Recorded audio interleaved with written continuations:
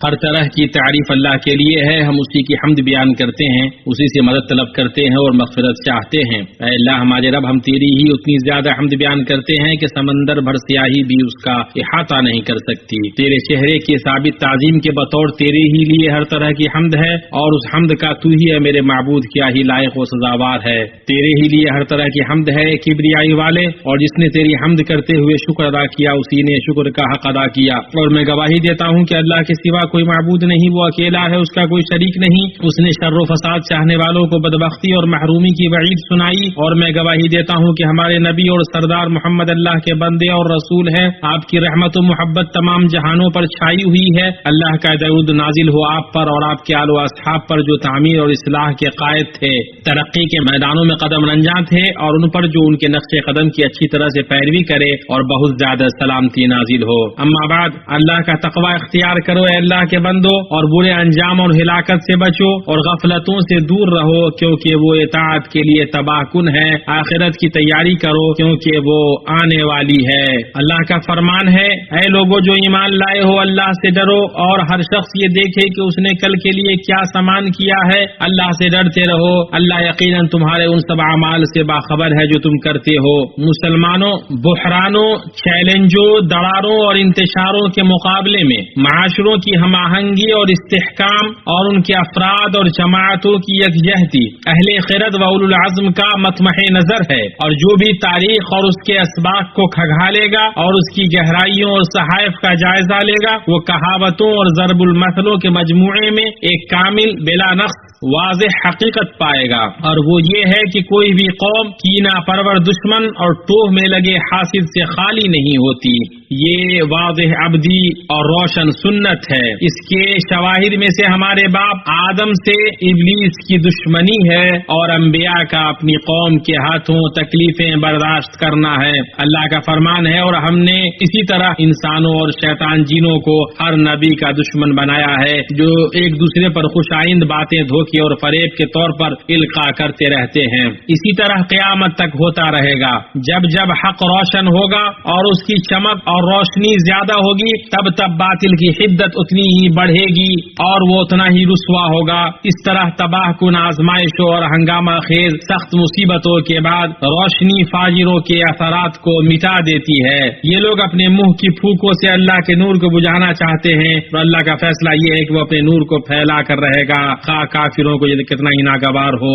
مومنوں، دین، ملکوں اور معاشروں کو نشانہ بنانا اللہ کی کائناتی سنتوں میں سے ایک سنت ہے، اور پچھلی صدیہ شیاطین فساد پھیلانے والوں اور گمراہ کی فتنہ انگیزیوں سے نہ بچ سکی کہ انہوں نے عقائد کو نشانہ بنایا، اور شرک کی شکلوں نے اپنا دائرہ بڑھایا، اور توحید و سنت کے خلاف اپنے جھنڈے پھیلا دیے۔ مسلم شریف کی روایت ہے، نبی صلی اللہ علیہ وسلم نے فرمایا، میں نے اپنے تمام بندوں کو توحید کے لیے یکسو پیدا کیا، پھر شیاطین ان کے پاس آئے اور انہیں ان کے دین سے دور کھینچ لیا۔ ان بندوں کو حکم دیا کہ وہ میرے ساتھ شریک کرے جس کے لیے میں نے کوئی دلیل نازل نہیں کی تھی۔ سبحان اللہ، اللہ کے بندوں، کل کی رات آج سے کتنی مشابہ ہے۔ چنانچہ پچھلے لوگوں کی ایک جماعت اپنے ان اسلاف کی راہ پر چل پڑی جن کی سمجھ کم تھی اور جن کی عقل اڑی ہوئی تھی۔ شیطان نے ان کے کانوں میں آواز دی تو انہوں نے اس کی آواز پر لبیک کہا، اور شیطان نے ان کے لیے مزین کر دیا کہ وہ اپنے حکمران کو ناراض کریں۔ انہوں نے اس کی پکار پر لبیک کہنے میں جلدی کی۔ یہ متعصبانہ نعرے جو اسلامی معاشروں کو نشانہ بناتے ہیں، ان کا مقصد صرف ان معاشروں کو تباہ کرنا ہے، ان میں دار پیدا کرنا، ان کی سلامتی اور استحکام میں خلل ڈالنا ہے۔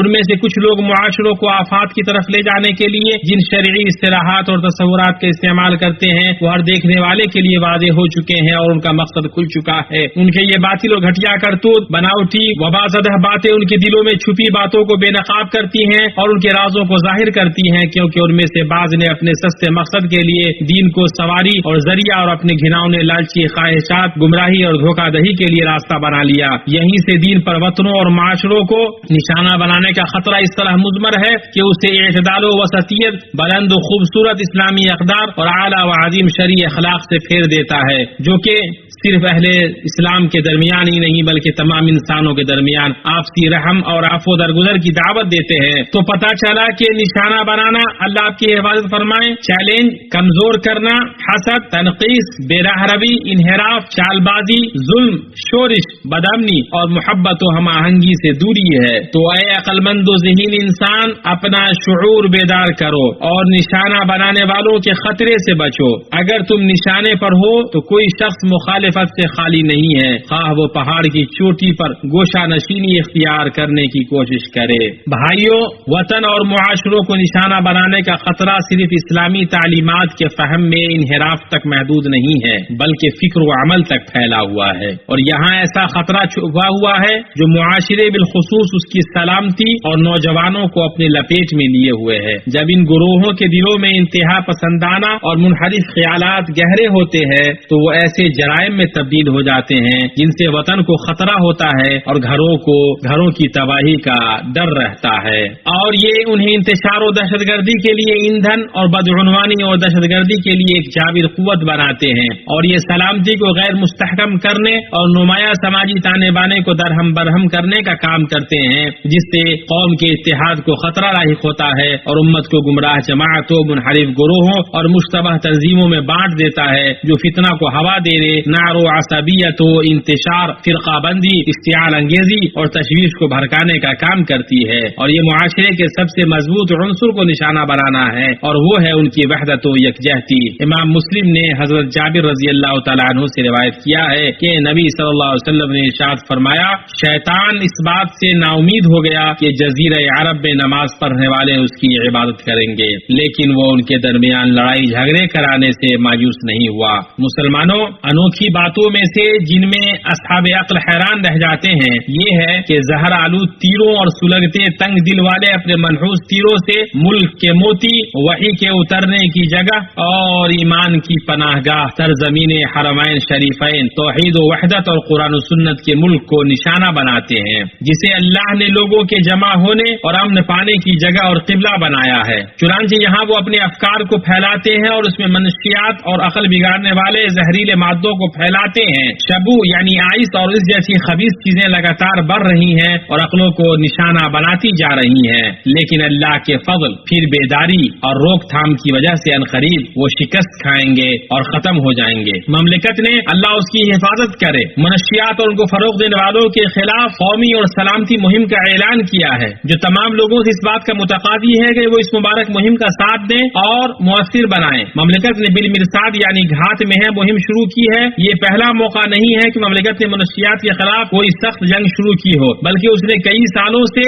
اس خطرناک آفت کا مقابلہ کیا ہے تاکہ معاشرے اور اس کے لوگوں کو ان زہریلے مادوں سے نشانہ بنانے سے بچایا جا سکے جو دماغ کو تباہ اور انسانی زندگی کو ہلاک کر دیتے ہیں. چنانچہ منشیات فروشوں اور اسمگلروں کی اطلاع دے کر سیکورٹی حکام کے ساتھ تعاون کرنا ہمارا فرض ہے. مسلمانوں، نشانہ بنانے میں دین، جان، عقل، عزت اور مال کو نشانہ بنانا شامل ہے، جس میں بے گناہوں پر طرح طرح کا الزام لگا کر بہتان تراشی کرنا اور ان کی عزت لوٹنا، ان کے راز کو عام کرنا، ان کی غلطیوں کو بڑا بنانا اور ان کے اچھے کاموں کو مٹانا ہے. اسی طرح اس میں بلیک میلنگ اور استحصال کی شکلیں ہیں، بشمول پلیٹ فارمز اور جعلی پیغامات کے ذریعے فوری دولت، تجارتی ہیرا پھیری اور فردی شراکت کا پروپیگنڈا کر کے مالی فراڈ کرنا، مختلف عام اور ڈیجیٹل طریقوں کے ساتھ ساتھ ہیکنگ کے ذریعے لوگوں کے پیسے کو نشانہ بنانا اور فراڈ کرنا ہے. اور اسی طریقے سے منی لانڈرنگ، فراڈ اور مختلف دہشت گردی کے لیے مختلف طریقے سے مال کو ہیرا پھیری کرنا ہے. نشانے کی سب سے خطرناک قسم علامتوں اور رول ماڈلز کے خلاف اسٹریٹجک، نظریاتی اور منظم طریقے سے نشانہ بنانا ہے، جس میں انہیں گرانے اور ان کے اعتماد کو متزلزل کرنے کی کھلی کوشش ہوتی ہے. اے بابرکت و توفیق یافتہ، نشانہ بننے کے مقابلے میں اپنے شعور کو بیدار کرو اور نشانہ بنانے والے کے خطرے سے ہوشیار رہو. اگر تمہیں نشانہ بنایا جا رہا ہے تو خوشخبری قبول کرو کہ اصحاب حق محفوظ ہیں اور غلبہ حاصل کرنے والے ہیں، اور عیب جو دشمن ہی دم بریدہ اور شکست خوردہ ہے. اللہ کا فرمان ہے اور بری تدبیروں کا وبال ان تدبیر والوں پر ہی پڑتا ہے. وہ تو اپنی تدبیریں کر رہے تھے اور اللہ اپنی تدبیر کر رہا تھا، اور سب سے زیادہ مستحکم تدبیر والا اللہ ہے. قوم کے نوجوانوں کو ان خطرناک اہداف کی گہرائیوں کا ادراک کرنا چاہیے اور اعتقادی، فکری اور سلوکیاتی اثرات کے خلاف اپنے افکار کو مضبوط کرنا چاہیے. ان کے لیے زرخیز میدان یا ان کے پھیلاؤ کا سبب نہیں بننا چاہیے، اور انہیں حادثات کے سامنے سلف امت کے منہج پر کتاب و سنت کو مضبوطی سے تھامتے ہوئے علم بصیرت کے ساتھ کھڑا ہونا چاہیے. یہاں خاندان، گھر، اسکول، مسجد اور یونیورسٹی کے کردار پر زور دیا جاتا ہے. میڈیا اور کمیونیکیشن سائٹس کے ذمہ داروں اللہ کے لیے اپنے دین اور ملکوں کو نشانہ بنانے کی سنگینی کو سمجھیں اور افواہ پھیلانے والے، حوصلہ شکن، جھوٹے نشانہ بنانے والے کا بھوپو نہ بنے، اور خاص طور سے بحرانوں کے وقت वक्त फितनों को उनकी आगोशी में दफन करने और जड़ से उखाड़ फेंकने और उनके सौदों को खुश्क करने की कोशिश करें, दिल को तार न बनाएं, इश्तियार अंगेजी न करें और तबसिरों और बहसों में मुबालगा आराई न करें और अफवाह न फैलाएं और तहजीबी मुकालमे के लिए इल्मी उसलूब और अमली तरीक़ेकार पैदा करें और दुरुस्त अक़दार और रोशन फजीलत को फैलाएं। मुसलमानों, और इन चीखों के आगे हर उस शख्स के सामने एक सफ में खड़ा होना फर्ज है जो सफों में फूट डालने और तफरका दरार डालने की कोशिश करता है। हम अपने इर्द गिर्द की दुनिया को देखते हैं कि उसकी हालत कहाँ तक पहुँच गई है, जहाँ उसे फितनों के मौजों ने ढांप लिया है और दुनिया के मुख्तलिफ हिस्सों में हमारे भाई तनाज़ुआत और बुहरानों, फवायद और सलाहियतों को कमतर समझे जाने और हुकूक व मुक़द्दसात की पामाली के शिकार है। मुसलमानों, ये बात अब अहले बसीरत से ढकी छुपी नहीं रही कि हमारा मजहब और हमारे अक़दार वतन, मुआशरे और सलामती और इस्तेहकाम निशाने पर हैं। ताहम इस निशाने की संगीनी के बावजूद मुआशरों को बेदारी, एतमाद, सब्र, इस्तिकामत, हमाहंगी, रजाइयत, खुशखबरी और उम्मीदों के साथ जीना चाहिए। औज़ु बिल्लाहि मिनश शैतानिर रजीम। वो लोग के जब उनसे लोगों ने कहा कि काफिरों ने तुम्हारे मुकाबले पर लश्कर जमा कर लिए हैं, तुम उनसे खौफ खाओ, तो उस बात ने उन्हें ईमान में और बढ़ा दिया और कहने लगे हमें अल्लाह काफी है और वो बहुत अच्छा कारसाज है। अल्लाह की नेमत और फजल के साथ ये लौटे, उन्हें कोई बुराई न पहुंची, उन्होंने अल्लाह ताला की रजामंदी की पैरवी की। अल्लाह बहुत बड़े फजल वाला है। अल्लाह ताला हमें और आपको कुरान और हदीस से बरकत अता फरमाए और फायदा पहुंचाए, हमें और आपको उन दोनों की आयत और हिकमत से फायदा पहुंचाए। मैं अपनी ये बात कहता हूँ और अल्लाह रब्बुल इज्जत जलाल से अपने लिए और आपके लिए और तमाम मुसलमानों के लिए हर तरह की गुनाहों से मग़फ़िरत तलब करता हूँ। आप भी उससे मग़फ़िरत तलब करो और तौबा करो, बेशक वो माफ करने वाला और रहीम है।